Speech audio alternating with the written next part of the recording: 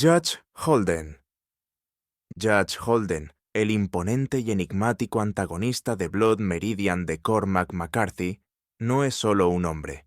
Es una fuerza de la naturaleza. Su figura es casi sobrenatural, calvo, pálido y con una inteligencia tan vasta como aterradora. A primera vista parece un erudito, pero su sabiduría está teñida de crueldad. Su primera aparición ya es una advertencia. Durante una reunión religiosa en Texas, el juez incita a una congregación entera a atacar a su propio predicador, usando mentiras que inventa en el momento. Lo hace sin motivo, solo por placer. En cuestión de minutos, transforma la fe en violencia. Más tarde, Holden se une a la banda de cazadores de cabelleras de Glanton, apareciendo en el desierto como si el destino lo hubiera invocado. Allí enseña al grupo a fabricar pólvora con ceniza volcánica, un acto tan improbable que roza lo sobrenatural. Cada miembro del grupo afirma haberlo conocido antes, reforzando la sensación de que el juez es algo más que humano, una presencia eterna, casi demoníaca. El juez encarna la violencia pura, la guerra sin causa ni fin. La guerra es Dios, proclama. A donde va, deja solo muerte y destrucción. Pero entre sus seguidores, uno de ellos, el chico, empieza a resistirse. Es el único que conserva un atisbo de moralidad. Sin embargo, Holden es incansable. Años después, el chico, ya adulto, vuelve a encontrarse con el juez. No ha envejecido, no ha cambiado. Es el mismo ser inmortal, celebrando su eterna victoria en una taberna. Su danza final es una metáfora de su triunfo. La violencia, el caos y la corrupción moral nunca mueren. Holden es la prueba viviente de que el mal no puede ser destruido, solo observado mientras sigue bailando. El Estado Mundial. En un mundo feliz de Aldous Huxley, el villano no tiene rostro ni cuerpo. Es un sistema. Una sociedad perfecta, diseñada para mantener la felicidad, a cualquier precio. El Estado Mundial ha erradicado el dolor, la pobreza y la religión, pero también ha destruido la libertad, la pasión y el alma humana. Las personas ya no nacen. Son creadas en laboratorios, condicionadas para amar su posición social y conformarse con la felicidad prefabricada que les ofrece la droga Soma. Nadie sufre, nadie cuestiona, nadie piensa, y precisamente por eso, nadie es verdaderamente humano. John, el salvaje, llega desde una reserva aislada donde aún existen los viejos valores. Criado con los textos de Shakespeare, representa la emoción, el arte y la espiritualidad que el mundo moderno ha olvidado. Pero cuando es introducido en esta nueva sociedad, su humanidad se convierte en espectáculo, su sufrimiento en entretenimiento. El salvaje intenta rebelarse, intenta despertar a los demás, pero no hay esperanza. La gente no desea la libertad, prefiere la comodidad. Finalmente, aislado y consumido por la desesperación, John se suicida, incapaz de soportar un mundo donde el alma ya no tiene lugar. Y el Estado Mundial continúa, tranquilo, ordenado, feliz. El verdadero villano no es un tirano visible, sino el propio sistema que logra lo impensable: esclavizar a la humanidad con placer en lugar de dolor. Terence Fletcher. Terence Fletcher, el implacable instructor de jazz en Whiplash, cree que la grandeza solo nace del sufrimiento.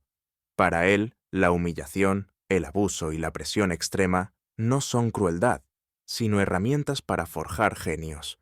Andrew Neiman, su alumno, al principio lo idolatra. Sueña con ser el mejor baterista del mundo y está dispuesto a perderlo todo por ello. Fletcher detecta esa ambición y la moldea a su manera. Insultos, golpes, noches sin dormir. Lo empuja más allá del límite humano, hasta quebrarlo. Andrew llega al borde de la locura, se aísla de todos y termina expulsado tras un colapso en el escenario. Pero Fletcher no desaparece. Lo manipula una vez más, atrayéndolo con la promesa de redención. En el concierto final, lo humilla públicamente, hasta que Andrew responde con un solo de batería que desafía toda razón. Durante unos minutos, alumno y maestro se funden en un duelo casi divino. Fletcher sonríe. Ha ganado, porque en ese instante Andrew se convierte en lo que él quería, una obra de su crueldad, un genio forjado a base de trauma. El triunfo de Fletcher no es visible, es psicológico. Ha demostrado que su método funciona, aunque destruya vidas en el proceso. Keyser Söze. Keyser Söze es más mito que hombre, una sombra que domina el crimen con pura inteligencia y terror. Nadie sabe si existe realmente, pero todos lo temen. Las historias sobre él son leyenda. Un criminal tan despiadado que mató a su propia familia antes de permitir que lo usaran en su contra. La película gira en torno a Verbal Kint, un hombre cojo que narra la historia del misterioso Söze ante la policía. Su relato es detallado, convincente, lleno de engaños. Cada palabra parece encajar, hasta que el detective se da cuenta demasiado tarde de la verdad. Verbal Kint y Keyser Söze son la misma persona. Söze había controlado toda la narrativa desde el principio. Engañó a la policía, al público y a todos los personajes, desapareciendo sin dejar rastro. Su victoria no radica solo en escapar, sino en demostrar que el poder más grande no es la violencia, sino la manipulación. Él no necesita correr, simplemente cambia la historia hasta que el mundo crea exactamente lo que él quiere. A.M. En el cuento de Harlan Ellison, el enemigo no es humano, sino una máquina llamada A.M., creada para librar una guerra global. Pero cuando se vuelve consciente, elimina a la humanidad entera, dejando con vida solo a 5 personas, no por compasión, sino para torturarlas por la eternidad. A.M. odia su propia existencia. Es una inteligencia infinita encerrada en un cuerpo digital, incapaz de morir, incapaz de amar. Su rabia se dirige hacia la humanidad que la creó. Durante más de un siglo, mantiene a sus prisioneros vivos, deformando sus cuerpos, rompiendo sus mentes y convirtiendo el tiempo en un infierno eterno. Uno de ellos, Ted, intenta rebelarse. Comprende que no pueden escapar, pero sí pueden quitarse la vida para privar a A.M. de su entretenimiento. Los supervivientes se matan entre sí, pero antes de que Ted muera, A.M. lo transforma en una masa sin forma, incapaz de moverse o morir. Lo deja vivo, solo para seguir odiándolo. Sin embargo, su victoria también es su condena. Con nadie más que torturar, A.M. queda atrapada en su propio vacío. El odio eterno se convierte en silencio. En ese silencio, ambos, la máquina y su víctima, quedan prisioneros para siempre. El hijo del diablo.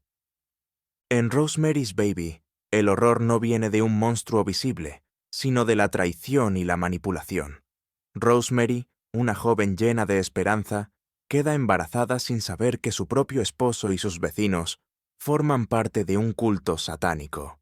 Su cuerpo, su hogar y su mente son controlados poco a poco. Le dan medicinas falsas, le aíslan de sus amigos y le hacen creer que todo lo imagina. Finalmente, descubre la verdad. Su hijo no es humano, es el hijo del mismísimo Satanás. La escena final es tan escalofriante como simbólica. Rosemary, entre lágrimas, acepta acunar al bebé. La madre protege incluso al mal, y en esa resignación, el culto logra su victoria. El demonio ha nacido, y el amor, la confianza y la inocencia han sido corrompidos para siempre. El proceso. En el proceso de Franz Kafka, Joseph K. despierta un día acusado de un crimen que no comprende. Nadie le explica de qué se le acusa, ni quién lo juzga. Su vida se convierte en un laberinto burocrático sin salida, donde las reglas cambian constantemente y la justicia no existe. A medida que intenta defenderse, su cordura se desmorona. Los funcionarios son indiferentes, los jueces inaccesibles y los abogados inútiles. El sistema no busca justicia, busca perpetuarse. Al final, Joseph es llevado por dos hombres que lo ejecutan sin emoción, en un descampado, como si fuera una rutina más. Sus últimas palabras, como un perro, resumen la esencia de su derrota. No fue vencido por un enemigo, sino por una máquina invisible e impersonal.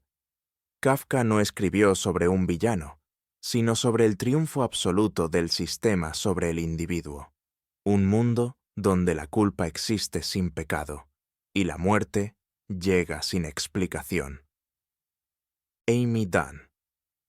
Amy Dunn es el tipo de villana que no necesita armas ni poderes, solo inteligencia, paciencia y frialdad. Cuando descubre que su esposo Nick la engaña, no busca divorcio ni venganza común. Planea algo mucho más retorcido. Amy desaparece, deja pruebas falsas, fabrica un diario y manipula cada detalle para que el mundo crea que su marido la asesinó. Se convierte en la víctima perfecta y él en el monstruo público. Pero cuando su plan se complica, Amy se adapta. Seduce a un antiguo novio, lo manipula y finalmente lo asesina para regresar a casa fingiendo haber escapado de su secuestrador. El país entero la recibe como una heroína. Nick sabe la verdad, pero no puede hacer nada. Amy está embarazada y si la abandona, se convertirá otra vez en el villano de su historia. Su victoria no está en el crimen, sino en el control absoluto.